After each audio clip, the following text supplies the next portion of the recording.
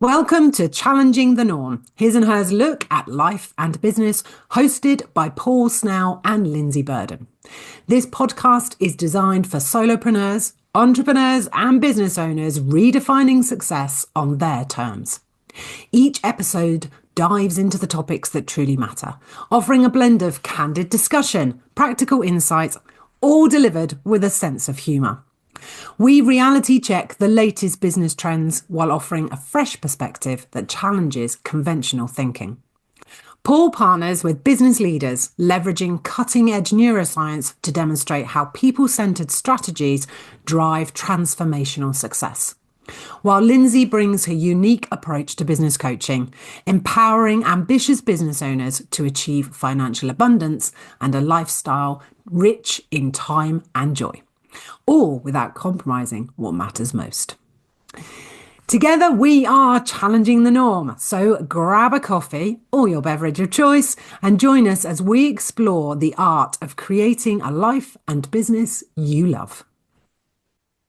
Good morning, Paul, and welcome to another fabulous episode, and going to be a bit of a follow-on from our last episode this time. But first, you're feeling a little hoarse today, aren't you?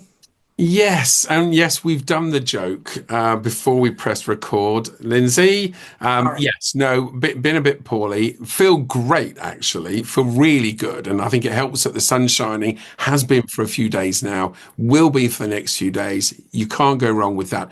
But it's left me a little hoarse, and so I might sound a little bit strange, but really, really keen to carry on with this one. We did a great topic in the last episode. We had so much to say, and this carries on nicely.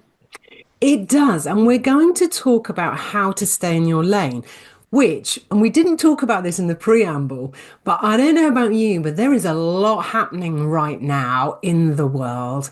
There's a lot of talk of, without mentioning any particular names, but if I just say the word tariff, I think everybody will get the idea and know exactly what we're talking about. And I don't want to go down that route, but I think that staying in your lane is worth mentioning because at the moment we are surrounded by a lot of negative talk about where this is going to take the world globally. So therefore, staying in your own lane can be more challenging. So I think that we've picked a really good topic for several reasons today. But I think staying in your lane, I don't know about you, Paul, but it absolutely comes from, you have to know what your lane looks like. You have to know where you're going. And I know we talk about this a lot. But I think today in particular, we want to sort of focus on that. It's really hard to get lost in what everyone else is saying, what everyone else is going after, what the latest trend is. And I've said before how, eventually I got to the place where I was happily using the 6 figures in my marketing, that I could help you move towards 6 figures. And I was already working with 6-figure business owners. But as soon as I did that, everyone was talking about 7. Yeah. And then, and because I was looking at oh my goodness, now we're supposed to all go after 7. Suddenly 8 was making an appearance. And I was like, this is just madness. So actually, having got comfortable with saying it, I went out the other way and stopped using it because actually, for me, I always say the number of zeros that you want to go after is irrelevant to me. I think there is something I'd really like to touch on today, if we can, Paul, this need for clarity of what success is for you and why that's really important. Talk about that. How do we stay in our own lanes? And I'm sure there's lots more, and I've got more on my notes, and lots more will come out. But how do you feel about? I was going to say what's going on in the world today, but that's not what I want to know. Big question. That is a big question. It'll take us down a little, but maybe we should cover that on another episode. But how are you feeling about success and what people are talking about? And, what's your take on it? I think you're absolutely right, as always. But here's where I think this is being challenged. So, and I've mentioned this a number of times because it is a big topic for me. And this is this idea that society has really embraced the concept of immediate gratification, right? We want everything now. So all the messaging you see often on social media with influencers going, look, I started this 6 months ago, look what I'm doing now. And you can have this in the next 3 months, so you can have it now. The challenge there is people begin to think that way. We don't realize we're doing that, by the way. That just becomes a very subconscious thing. We just start thinking about how I want things now. Funny enough, just before the call, I'm sitting here ordering things on Amazon going, I've got to wait till tomorrow. What's going on? So it becomes a behavior. So here's the challenge for me around what does it mean? So you have an idea for, let's start there, right? You have an idea for a business. Let me let you into a little bit of a secret. I have always wanted a tea room. And it sounds really odd. And if you know me, you'd go, really? But I've always wanted a tea room in a lovely Cotswold town where I could serve wonderful quality tea with cakes and all those things. Always wanted that. But you can hear already in my voice, I talk about how it would be now. I would like a tea room. Here's what I'd like now. Here's what I'd like to be doing now. Here's where it should be now. And I think there's a risk in this very non-conscious process we have of thinking about immediate gratification. And that is when you talk about success, this is a big subject. It certainly is for you, it's for both of us actually, that the idea of success is rarely what it will be now. Success, in fact, success is rarely a destination. But what it is about a future thing. It isn't about a now thing. Yeah. So me and my tea shop, I can see it and I could right now go and open a tea shop and that's how it would be right now. But what does the success of that mean to me? Because that's not a definition of success. That's just what I'd like now. So when people have ideas for businesses, it is often, I love the idea of having this now. Rarely does it go, so what does success look like for my tea room? What does that mean? And I don't know about you, but if I walk around the town centre here, I often see small cafes pop up and within 3 or 4 months, they're gone. Yeah. Because people go, if I just make this look amazing now, they will come flooding.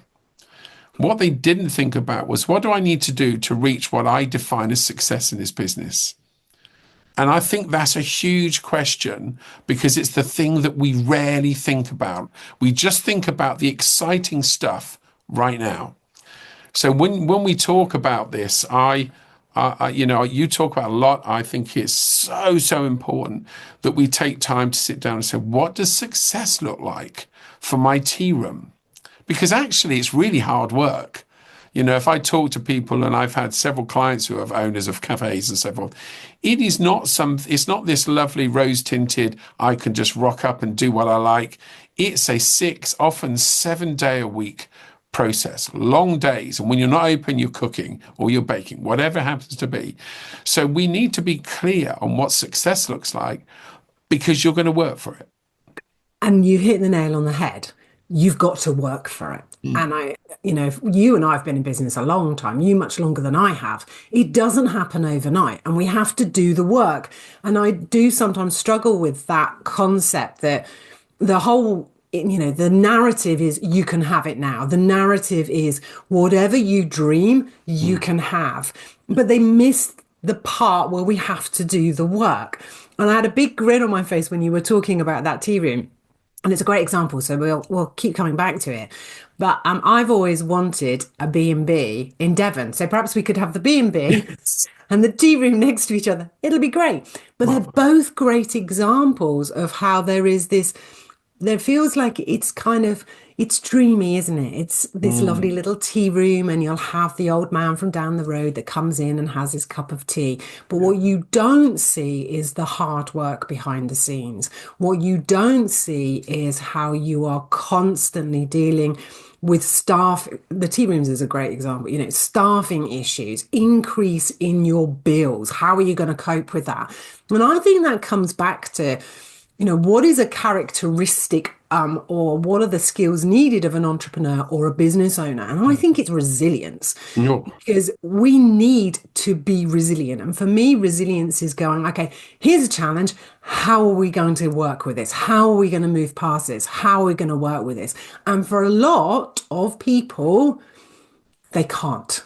No. And that's not taking into account that sometimes there are external factors, and there are a lot right now that are working against exactly that kind of business. You know, the increase in water rates, the increase in electrics, gas, and all of those things, the changes in law around employment. There are a lot of external factors. So even if you were as resilient as you can be, even if you were Mr. or Mrs. Resilience personified, you are going to really struggle right now. So for me, there is this challenge around understanding what you need to do to achieve that success, and what you need to, the hard work that you need to put in. And the time it will take. And that takes me back to a really important point I think we should make. And I talk about this a lot. You know, if you are a parent or a carer, or actually you only want to work 3 days a week, you need to make that part of your decision process around what success looks and feels like. Because if you want to only work 3 days a week, if you can only give 4 hours a day to your business, you're having to look at success in a slightly different way. That doesn't mean you can't have what you want. It might take longer. Or it might be saying, do you know what? Yes, if I worked full time on this, I could create 6 figures, for example. But actually, I don't want to work that hard. So if I made it a really solid, strong 5-figure business, would that be enough for me? And I think sometimes it's the pull of the numbers. It's the pull of, you can have 6 figures and have 6 weeks holiday and all this kind of stuff. It's the pull of that. But actually, you have to really think about resource. And when I say resource, I mean time. And I also mean, what money do you have to invest in it? Because there are lots of businesses, you don't need any money. But actually, even if for those businesses where it's a really small initial layout, you still need money to live while you are growing that. So I think there's lots of elements to this. What does success look like? And we get stuck in we make it about the money, which is why I want to come back to your tea shop. Because your tea shop is a great example, because I don't think let's say, this is a strong desire, and any minute now, Paul's going to go off and he's going to open his tea shop. And he knows what is required and knows the hard work that is going to be involved. But it's not about the money.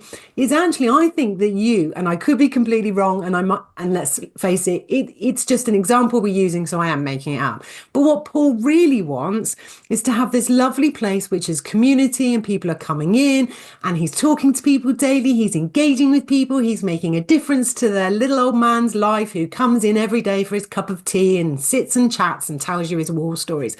It's that you are connected to. And it's not about the money. Correct. You're 100%. There you go. How about that? It is very much that. And it does go back to your point. And if we, I'm going to skip over resilience for now, because it's such a big thing and we can come back to it. But the definition of success, you're spot on. So you could hear my passion for a tea room, and I can describe it very visually. And I know exactly what it looks like. They have bone china cups and things. It has bone china cups. But you're spot on with what success looks like. Because the reality is, I know a number of restaurant owners, for example, and in fact, it's documented that most Michelin-starred restaurants rarely make a profit. Wow, Because is that? in fact, several really famous chefs. There's one that sadly died recently that I had a lot of time for, and had one of the most successful Michelin-starred restaurants in Australia. They call them hats in Australia, but the same thing. And he said it never made a profit, ever. It was a passion project for him. Now, Now you go, okay, so his definition of success wasn't huge income, it was his desire to deliver such quality, and for him very specifically to use indigenous ingredients. Okay. Right? That was his definition of success. So for me, with the tea room, it's not dissimilar. It's exactly as you describe it. So I could sit there and go, oh, well, I want a 7-figure tea room. Let me assure you that's a rarity if at all. So when I thought about my definition of success, it was exactly like you said. I was quite happy to have a tea room that was profitable, didn't need to have 7 figures, needed to be profitable. But the real success for me was the being and doing, as you described. Now, I think that's really important that people get this, because you mentioned something in your comment, and that is, for some people, it might be working 3 days a week. Yeah. That, for me, is part of that definition of success, because the alternative could be a 5-day-a-week job. So now you can do 2 things. You can work 3 days a week. You can pick the kids up from school. There we're beginning to define what success looks like, because success isn't a destination. If it was 7 figures, oh, great, I'm done. That would be, it just isn't. People get to 7 figures and go, no, well, I want 8 now. So it's never it's never destination. It's always about what you want. And part of that is the lifestyle that it delivers. So, we're beginning to dig into this. What does success look like? I really want to encourage people to understand that success can simply be how you facilitate a lifestyle. That can be success. And you could see me rushing for my pen because I wanted to write something down, because you mentioned that when you were talking about the restaurants, not making a profit. And I was immediately thinking, but I bet he takes a wage. And I think that's the other thing to realize, because you can have a really successful business that pays all your bills, that pays you handsomely, and you can do it through PAYE. Yeah. Pays you handsomely, but doesn't make a profit. Now, I would suggest that, them aside, that making a small profit enables you to create a reserves pot for when things get difficult. Oh, yeah. Making a profit enables you to invest in the business. But ultimately, what we're saying here, and that's a really great example, as is the tea room, that having a business that gives you what you require financially to live that life. Correct. Now, I'm really interested, because you mentioned something about being able to pick up kids from the school gate. Now, I was running a business around children when they were very little, and I was the mother that scooted in by the seat of her pants, and sometimes didn't even scoot in at all, and was calling a friend going, can you get mine? Yeah. So let's explore this, because we always said this would be sort of his and her challenging the norm. So I've got a bit of a question for you. I feel that for women, it is harder. Yeah. I'm sorry, gentlemen. There are plenty of gentlemen out there. Gentlemen, that sounds so nice, isn't it? Plenty of gentlemen out there who are single parents, who are carers. So I'm generalizing here, but it feels to me that I've got clients who will ring me. I had one recently. She said, "I'm really sorry, Lindsay. I'm going to have to cancel that call. I need to go and see my daughter in a play." No problem at all. And I have coached men. I've never had a man that go, "I'm really sorry, Lindsay, I need to cancel that call because I need to pick the kids up or do X, Y, or Z."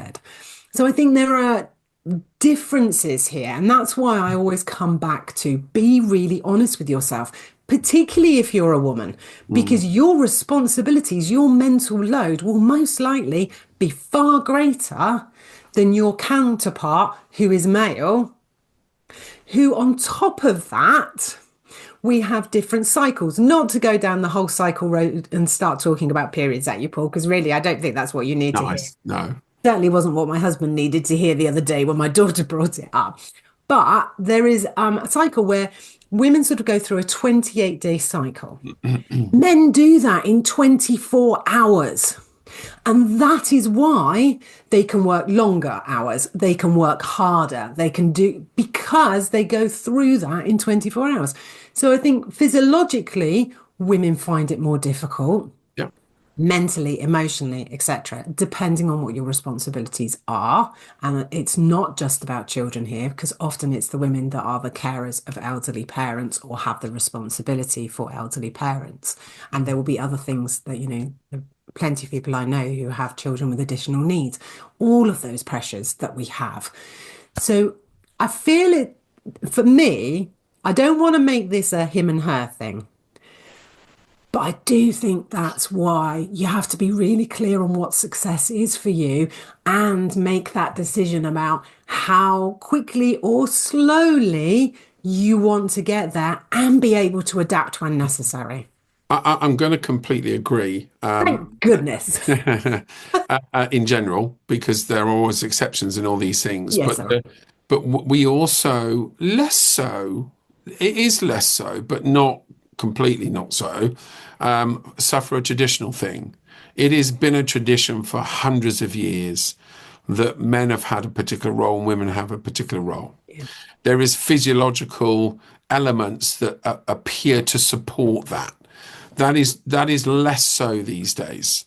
200 years ago, you would rarely find single parent men. I will be honest, the alternative wasn't always so pleasant. No. Often kids would end up in care, right?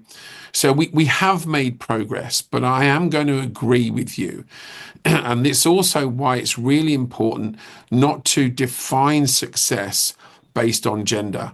We should define success based on individuals. It's Yeah. the reason why I really don't like typing in any form whatsoever. It happens in psychometrics, which I love, but it also happens in general. And you can even see it on social media that people begin to get typed. Oh, you're one of those type, or we turn around and go, oh, you're one of those that. And there's absolutely nothing wrong with this, by the way. You're one of those vegan types, right? We type people. And Yeah. as soon as we type people, we have a perception of what success might look like for them. What we need to encourage, and you are, and I'm going to reaffirm, is success is personal. It is. Nothing more than that. It's personal. And it's got to be what works for you, whether you're male or female. It's personal. And it's really important that we acknowledge that, because whether it's care issues, whether it's disability issues, right? Yes. Yeah. There's a whole bunch of things that define for us that you talk about staying in lane. What does that lane look like for you? Mm. That's really important, because you can't stay in something that you can't define. No, it's really interesting that because, as you know, my husband is Mm. disabled. Um, and I remember him doing a particular job and a job he was really good at. And he said, I think I need to look for a different job. This isn't working for me, etc., etc. And I, in my best coaching voice, went, "You're trying to solve the wrong problem." Is that a coaching voice, though, Lindsay? The coaching voice for my husband, yes. Okay. And what we did is we took him out of work Mm. and we retired him for a year so he could step back. And he now has gone back part-time because that's what he can do. But that need to be in full-time employment, and that need to be a provider, that need to contribute not just to the home, but to to the community, the world in general, was really big for him. And I talk about the challenges for women, but actually, you mentioned disabilities then, and I think that's why I love that you are saying success is personal. It's different for everybody, and we need to embrace all that, because all of these different types of success are what makes this beautiful economy work. It's Mm. what enables us to do all these incredible things. And so for me, we can end here. You've nailed it. It's absolutely personal. But because you've mentioned lane, so how do we stay in this lane of Mm. ours? Because it's really easy. Well, it's not really easy. We know it's not easy to define success for yourself and to decide what your lane looks like. And that's why there are fabulous coaches and mentors and all of those things out there that you can access. But once you're in your lane, I think one of our first episodes was called Information Overload. It's Yes. real. Because it is real. And then we start doubting ourselves. We start doubting that success is enough, or the competition down the road is doing X. So should we be looking at it? And we get bombarded. So, how do people really stay in that lane and stay true to what success is for them and be okay with that? I think for me, there's a big point. It might be the only point, but there is a big point, and that is be careful what you take in from an advice perspective. Yeah. It can get very easy to simply allow someone to tell you what that lane looks like, because they've been in a lane and they may have succeeded. I'm not for 1 minute suggesting there are not mentors and business coaches out there that can do an excellent job of supporting you. But don't get drawn into someone telling you what your lane should look like. Choose your advisors carefully. Yeah. Be really spend time on that, right? I can't stress that enough. Spend time on that. One little comment, not advice, not warning, comment is, in my experience, going to family for business advice can be very, very challenging. And the reason for that is not anything that's negative or problematic. It's because in their understanding of business, which might be limited, they're concerned about a risk to you and your welfare. And so therefore, they may well answer or give advice based on that concern. And it isn't always the best place to go. They're not doing it because it's an issue or they don't want to see you succeed. They're doing it because they care, but they're not always the best place to go for advice. No, and I think often what happens is we go to these trusted people, whether they're family members or friends, and often we're not looking for them to agree, to disagree. What we're doing is we're verbalizing. I had a call this morning with one of my clients, and she was chatting it away, and she went, I'm just verbalizing it. And I went, that's okay, because I was just listening, because I knew she'd verbalize it, come out with a solution and go, okay, that feels right and good. She's done the work. That's where she needed to be. She just needed that safe space to be able to verbalize it. And for me, I see it too often where clients have actually done the work with me. They've gone off, we've celebrated, off they go. And then they come back and they're really confused. I'm like, what's been happening? Because they've been listening to people. They've been listening to anyone and everyone. And now we're doing this and everyone says we should be doing that. And they've lost sight of success and they've lost sight of their lane. They come back to me. I just give them space to verbalize and off we go again, because that's what I think we're often looking for when we talk. So, and men particularly, because you're fixers. So as a woman, if I go and talk to people, there's a high chance the man's going to want to fix it because he really wants to help. But actually, I think there was a time quite a few years ago now, to say to my husband, I don't need you to say anything and I don't need you to fix anything. I just need to say it all. And at the end they go, do you want me to do anything? No. I feel better now and I've worked it out.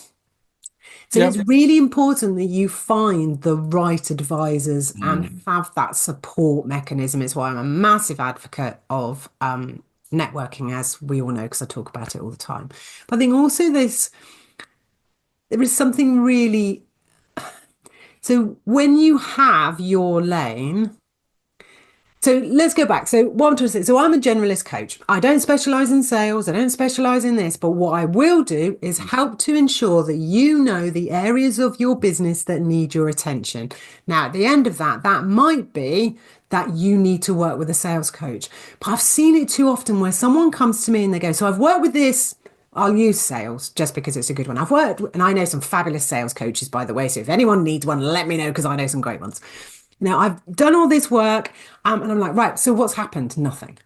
So you did that. So what? Because they haven't looked at their offers, because they haven't looked at their pricing, because you've done one piece.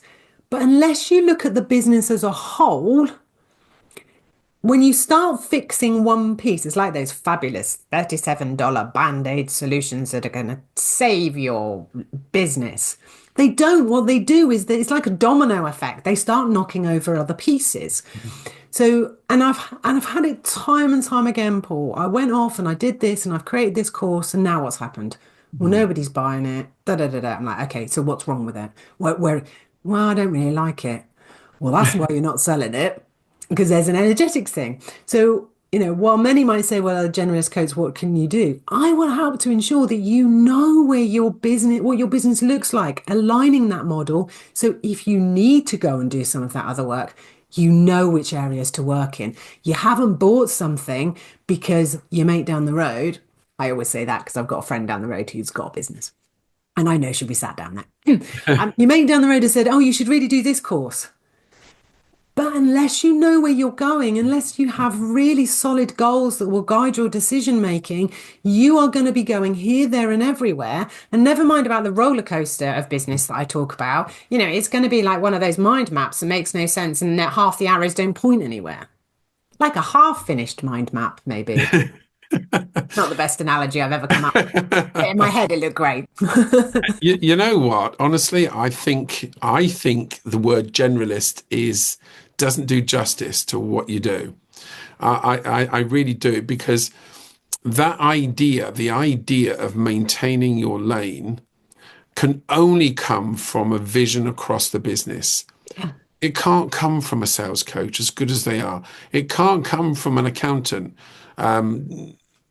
Forgive me here, but too many accountants focus on numbers, and that's their job. Doesn't give them the exposure across the business. No. So I will say that the type of coaching you do, and I get involved in that as well, is way more important than the understanding of generalist, because it gives people perspective. And in all cases, rarely can I be absolute, but in all cases, perspective is often the issue, Yeah. because we sit there in the lane, and then a perspective changes, and that perspective could be a challenge, a hurdle to get over, a problem that's come about. And we spoke about resilience at the start. This is where resilience really kicks in, and a huge part of resilience is perspective. Do you see this as a problem, or do you see it as an opportunity to learn? I know we hear that all the time, but there's a reality to that. If our mind sees things differently, it behaves differently. So when it comes to being in your lane and you're so focused on your business and you're in it and you experience stuff, emotion, practical stuff that can be challenging, difficult, can be good as well, right? This is not all bad news, but the reality is perspective kicks in. And the minute it's often a problem. The successful stuff you celebrate, right? There's rarely a perspective issue with those. No. But with problems, it can be a perspective issue. Almost always is.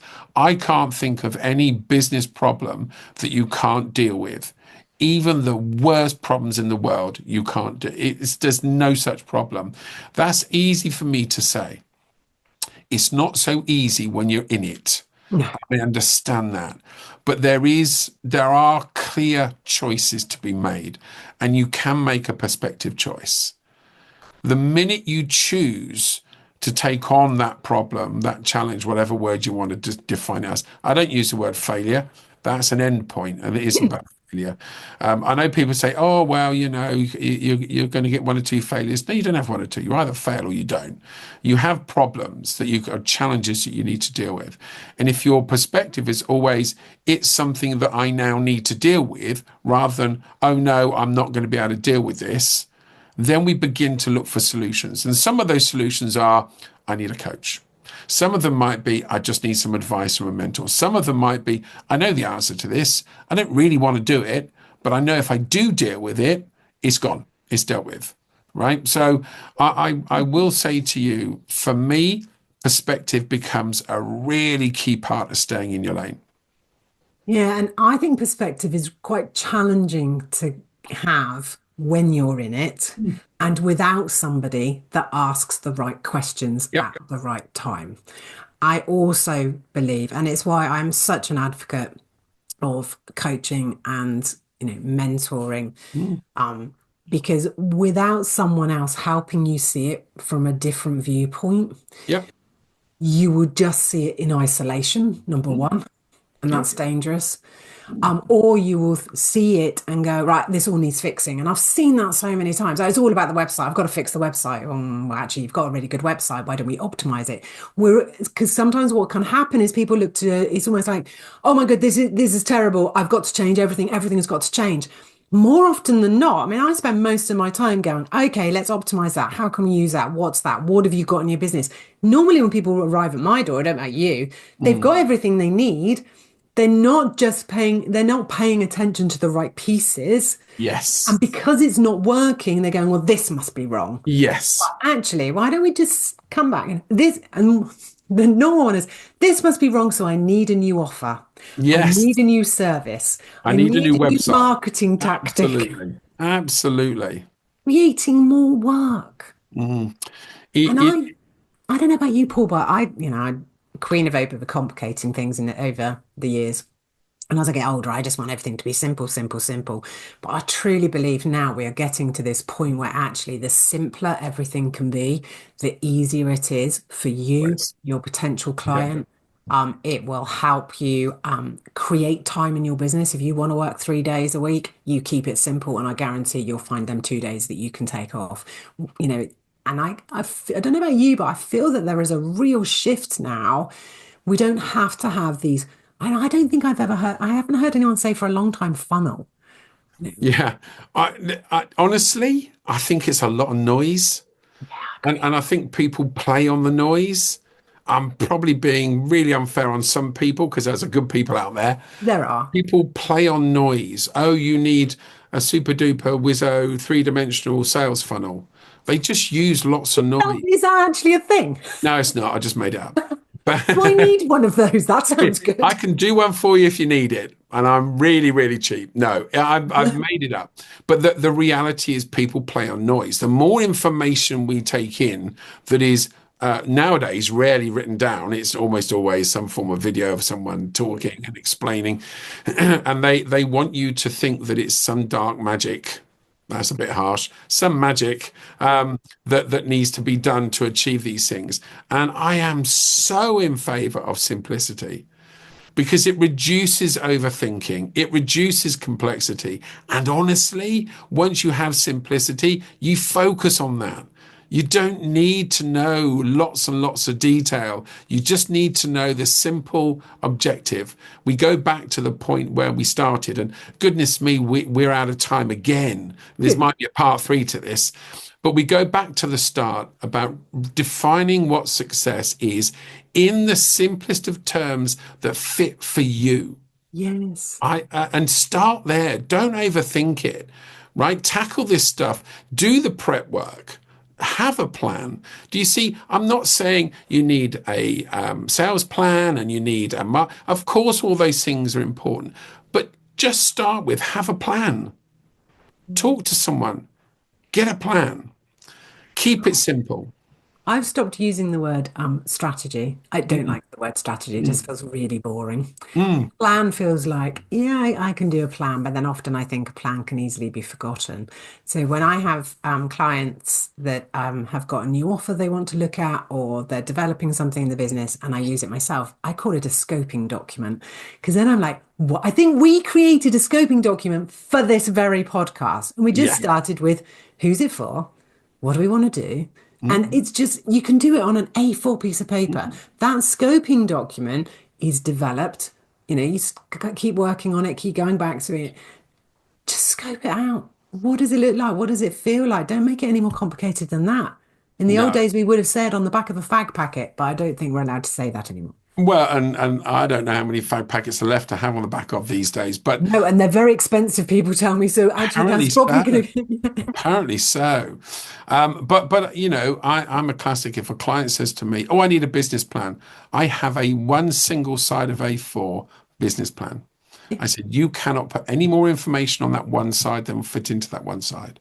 Oh, the consternation that causes, because the expectation is it needs to be big and complex. Because if it is, and in fact, if you go online and Google business plan, there are online tools that will take you through creating one that is 40 pages long. Yeah. You lose the will to live after 4 pages. We probably need to wind this one up and continue next time, maybe a part 3 for this. But I am, and as you are, and the salient messages here, keep it simple. Yeah. Define clearly what success means to you personally, and stay in your lane. Choose wisely who you talk to and take advice from, and keep perspective, however hard that might be. And as you quite rightly say, often it needs someone to be able to hold a mirror up to you to get perspective. But keep perspective. That, for me, is a great place to start any business. Or if you're struggling in your business or having those moments of what the hell am I doing? Where am I going? Go back Yeah, and just follow those steps. It yeah, works again and again. Doesn't matter where yeah, you are, what phase you're in, you can use those steps again and yeah, again. I completely. love that. Fantastic. Another great episode. Loved it. I honestly, I think we need to do part 3 on this. I I've got think so much more to say. yeah, So if you're listening now, trust me, you're going to love part 3 if you love this. yeah, So Lindsay, great episode. We'll tie it up now and we'll scope our part 3. absolutely. Hope you feel better soon, Paul. Thanks, Lindsay.